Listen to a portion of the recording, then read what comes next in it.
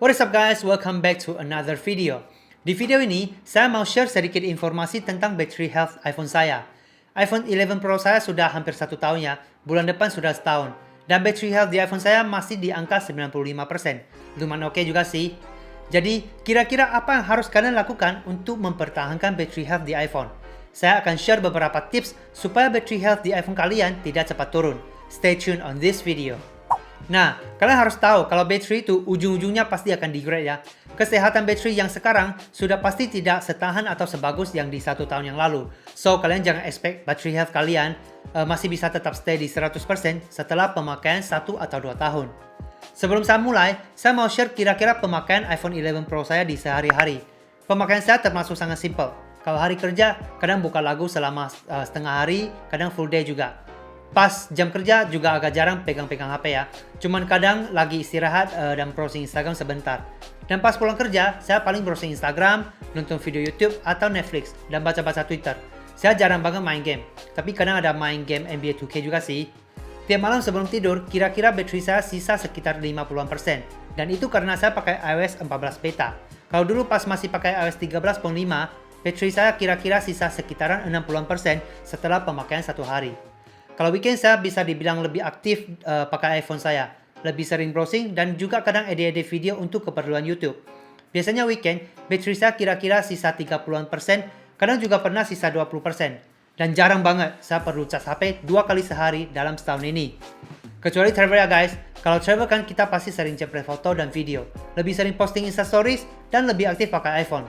Jadi kalau travel sih agak normal ya, kadang cas HP 2 kali sehari gitu. Tetapi ya tahun 2020 lagi masa pandemi dan kita tidak bisa travel kemana-mana. Mungkin karena itu battery health iPhone saya masih sisa 95%. Nah, ada beberapa tips yang mungkin bisa kalian lakukan untuk menjaga battery health di iPhone supaya tidak cepat turun. Yang pertama, selalu cas pakai kabel asli atau bawaan iPhone. Ini salah satu tips yang paling penting ya guys.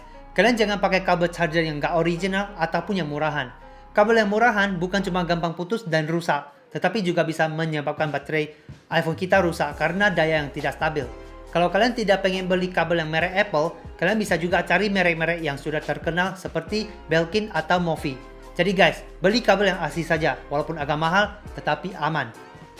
Yang kedua, cas iPhone di sekitar 30-40%. Tiap kali baterai iPhone kalian jatuh ke angka 20, akan muncul pop-up seperti ini. Kalian berusaha jangan sampai pop-up ini muncul ya. Usahakan jangan charge iPhone di bawah 20%, apalagi sampai mati. Itu sangat merusak baterai untuk jangka panjang. Saya sih biasanya sudah ngecas iPhone ketika di 30-50%. Yang ketiga, jangan close semua aplikasi yang ada di background. Nah, ini sering banget saya melihat pengguna iPhone yang suka close semua aplikasi ketika selesai pakai dalam beberapa waktu. Banyak yang kira kalau close semua aplikasi akan menghemat baterai. Tetapi, kenyataannya tidak. Sering close semua aplikasi malahan akan lebih menguras baterai. Kenapa? Ketika kita dari aplikasi balik ke home screen, keadaan aplikasi tersebut akan disimpan di memori dan tidak berjalan lagi di background. Walaupun ada beberapa aplikasi yang masih bisa berjalan di background, itu pun limited banget. Dan ketika memori kita tidak cukup, iOS akan otomatis atur aplikasi mana yang bisa dimatikan untuk bebaskan memori. Dan ketika kita buka aplikasi yang sudah ada di background, itu juga akan memakan resource yang lebih sedikit dan lebih cepat daripada buka aplikasi yang sudah di force quit dari background. Dulu sudah ada yang pernah bertanya pertanyaan ini ke pihak Apple. Dan kepala software iOS, Craig Federighi, ada membalas emailnya. Emailnya seperti ini. Do you quit your iOS multitasking apps frequently and is this necessary for battery life? Artinya, apakah Anda sering close aplikasi yang ada di background dan apakah diperlukan untuk lebih hemat baterai? Dan Federighi jawab, no and no. Nah, bahkan di dokumentasi Apple ada tulis, you should force an app to close only if it's unresponsive. Artinya, Anda cuma perlu matikan aplikasi jika aplikasinya tidak merespons. Yang keempat, jangan pakai aplikasi yang berat atau main game ketika lagi cas. Musuh utama dari baterai adalah panas. Kadang kita lagi cas iPhone saja bisa terasa panas, apalagi lagi main game atau melakukan editing pakai aplikasi yang berat.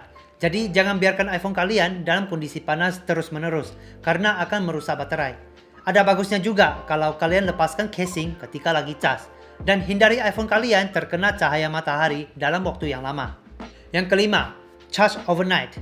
Saya dari hari pertama beli iPhone 11 Pro ini, saya sudah charge overnight, artinya malam sampai pagi. Banyak yang tidak rekomen untuk charge iPhone dari malam sampai pagi karena akan merusak baterai atau overcharging. Ini sebenarnya tidak akurat ya. Smartphone kita sudah sangat cerdas. Ketika kita charge iPhone akan menggunakan fast charging untuk lebih cepat mencapai 80%. Nah, dari 80% sampai 100%, iPhone akan ganti ke trickle charging, artinya memperlambat charging untuk menjaga kesehatan baterai. Bagi kalian yang pakai iOS 13, saya sangat menyarankan kalian untuk aktifkan fitur Optimize Battery Charging untuk iPhone kalian. Fitur ini dirilis sejak iOS 13 dan bertujuan untuk meningkatkan kesehatan baterai. Ketika fitur ini aktif, iPhone kita akan mempelajari rutinitas charging kita dan akan berhenti charging saat iPhone kita sudah capai 80% dalam kondisi tertentu. Lalu iPhone akan prediksi kapan harus lanjut charging lagi dari 80% ke 100% sebelum kita pakai. Saya kasih contoh saja ya. Dalam kasus saya selalu cas iPhone dari malam sampai pagi. Kira-kira dari jam 11-an sampai jam 7. Misalnya pas saya cas iPhone di 40% dari jam 11. Anggap saja jam 12 sudah capai 80% nih. Nah, di sini iPhone akan berhenti charging dan iPhone saya tahu biasanya saya pakai iPhone sekitar jam 7.